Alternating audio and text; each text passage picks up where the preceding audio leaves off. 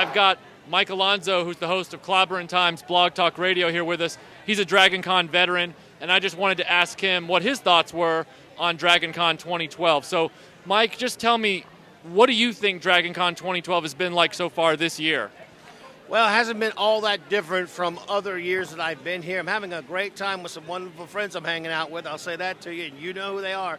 But it's kind of a cluster. I think it is growing beyond its means to contain. And in terms of capacity, it's getting to be very difficult to move around and maneuver. As you know, not that it has not been in the past, it seems to me more of a cluster than it's ever been before. And I'm wondering if that's going to start turning people off and having a negative effect. Plus, I really think they could do better with the guest list, to be honest with you. I mean, they're okay guests. I think they can do better with how much, they charge for these cons.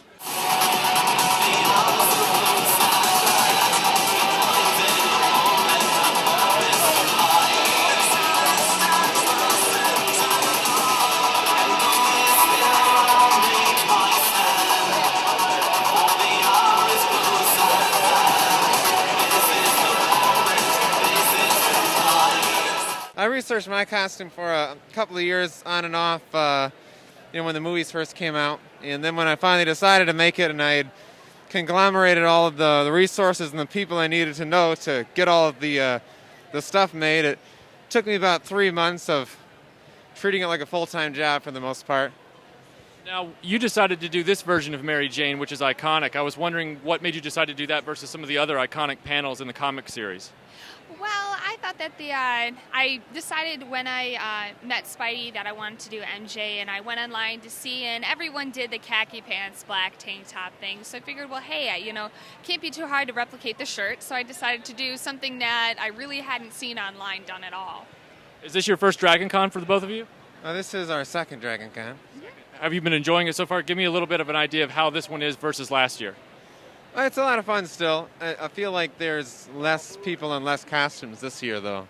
That and the staff seem to be not quite as friendly and accommodating this year as they were last year. They're very rush and very, I suppose, Nazi-like is the word. But, I guess they're just trying to I don't know, give a more of a safe feeling to it. But it does get a little annoying to constantly have to accommodate their obsessive need to see your badge every couple of seconds if you're walking down the hall, and it makes the traffic kind of annoying because then everyone stops and I get swords and fairy wings hitting me in the face, and that needs to be worked on somehow, but that's kind of a fundamental issue, so I don't know how they're going to fix that. What have you all been doing this year at Con besides costuming? Really not much else. We just, for the first time last year, we didn't even hit any dealer rooms, so we've just done a few of those, and mostly just walking around, seeing if, going to a party if the lines aren't too long. What sort of panels or events are you doing here at DragonCon this year? Actually, I just show up for the patrons and the kids. All right. And how many years have you been coming to DragonCon? It's my first year. Really? So what's your first impression then of the con? It's excellent. Awesome. Well, your costume's amazing. Did you make it yourself, or how did that work? It's actually all fiberglass. I just built it last week. What made you decide to do this pairing? We both really like the Watchmen.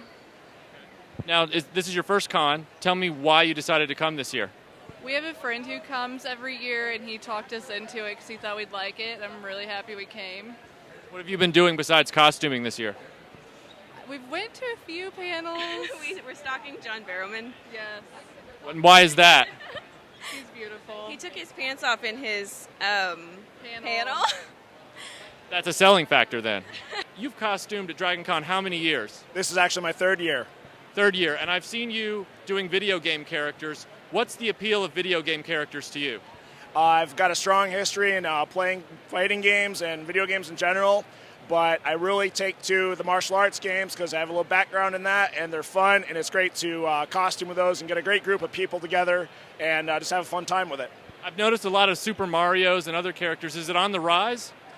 I would say so. I see a lot more representation. People are definitely having fun with it. Now, how long does it take you to put together a video game character costume? What do you look for? What inspires you?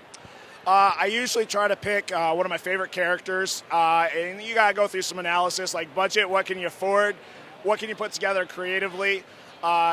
a couple of my costumes I've been able to assemble myself, so it really depends on the finances, but that's usually as simple as clicking a button, buy it, get it in the mail.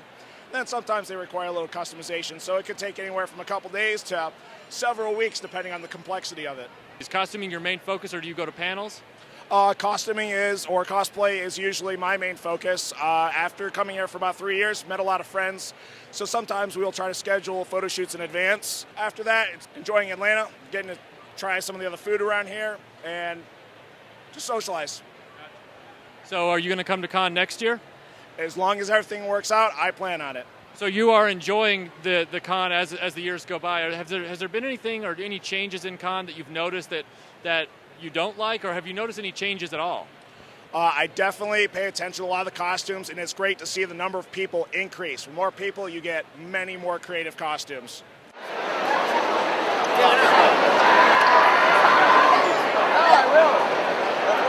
It's about 10 o'clock, probably after 10 o'clock on Sunday night at DragonCon. We're tired, our feet hurt, and we're probably not going to come back Monday, even though that's technically a half day.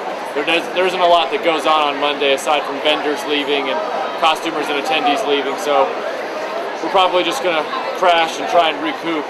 We've talked to a lot of people this year at DragonCon, gotten a lot of interesting observations, and the one through line from this year's events are that there's a real lack of diversity in the panels and events that have been offered.